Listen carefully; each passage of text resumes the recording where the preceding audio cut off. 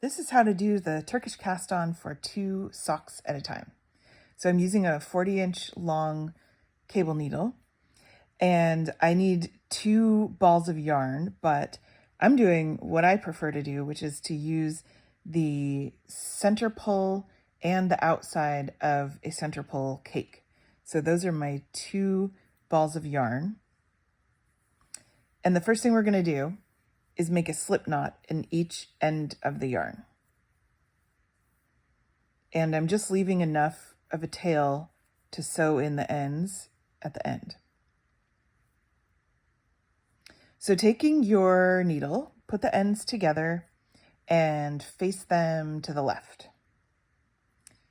Then put one of your slip knots on the bottom needle. And then we're just going to wrap the yarn from the bottom over the top of the needle for as many cast on stitches as we need. So I'm going to do 6 just to demonstrate. So we're going 1, 2, 3, 4, 5, 6, and then just scoot them down. You'll see the yarn is coming out the back down the bottom. I usually just kind of hold these loosely on the needle with my index finger, because next we're going to do the exact same thing with our other slip knot. So slipping that onto the bottom needle again, and with the working yarn, not the tail, I accidentally grabbed the tail, that will happen. With the working yarn, do the same amount of cast on wraps. So we're going to go 1, 2, 3, 4, 5, 6. So I'm scooting those down, and I'm just going to sort of secure those with my finger.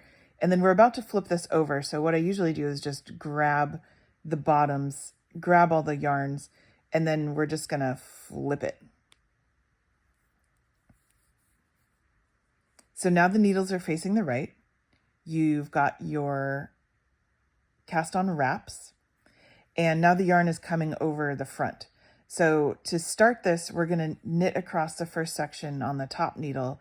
And so in order to do that, we're going to pull out the bottom needle so we can work with it. So I usually just put my thumb on all the wraps and hold it with my fingers in the back, and then just pull the bottom needle out. And taking the working yarn, you want to make sure that it is wrapping around the bottom of the cable, because you need that stitch on the bottom needle. So then we're just going to work across. We're going to just knit across these stitches. So we've got 6 of them. And you have to be a little bit careful because everything's sort of loose on the needle and it will get stretched out. And that's just totally normal. It'll be loose, and that works out just fine. But it can be a little fiddly to knit across these.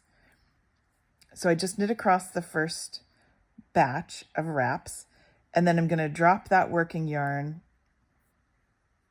and pick up the other working yarn for our second sock.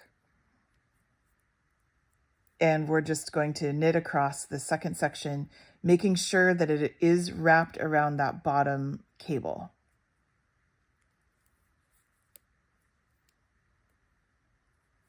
Usually for a sock pattern, depending on your size of yarn, you'll have more like 10 to 12, something like that, but I'm just doing 6 to show you.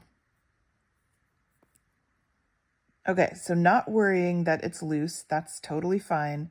We finished the second section of wraps, and you'll see it's still facing to the left. We're going to flip it around again, so the needles are facing the right. Keeping that needle we just worked on the top so we can see what's going on. We're going to pull that needle out and push the other needle in. It can be a little hard to push in because those wraps are kind of just floating there. Now you have your bottom needle pushed in and your top needle sticking out.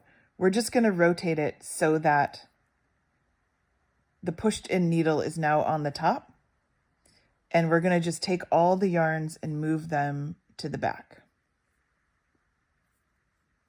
So now we're ready to knit across the other two groups, and pulling out the cable long enough for you to knit, take the working yarn, and now we're ready to knit across this section. So you'll see it starts with the slip knot.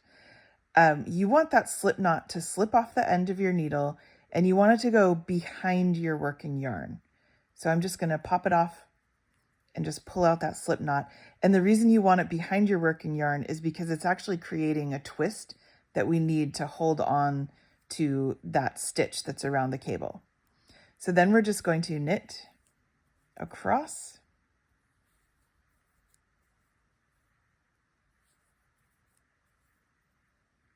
our 6 stitches.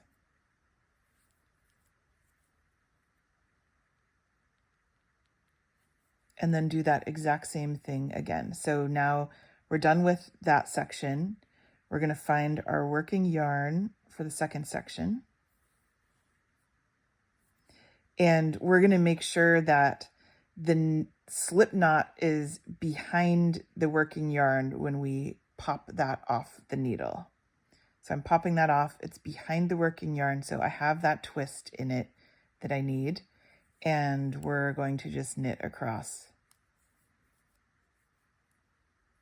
this remaining section. And then your Turkish cast on is done. Now, most patterns will say to knit the first row, the first round of your toe, just to knit across before you start any increasing or patterns. I like to do that. So I'll go ahead and knit this first round. And you'll see the first couple rounds when you start a sock like this, it'll be a little hectic, like it'll be kind of hard to push along the needle, and it'll be like, okay, I hope this works out. At least that's how it always feels to me. And as you add more rounds, it becomes more and more stable. So don't worry if it feels kind of loose and shaky in the beginning. So you can place a stitch marker here to start your row if you like. I'm not going to right now just because I don't have one handy, but I'm going to just knit across each of these 4 sections. And that completes your Turkish cast on with a reinforcing row.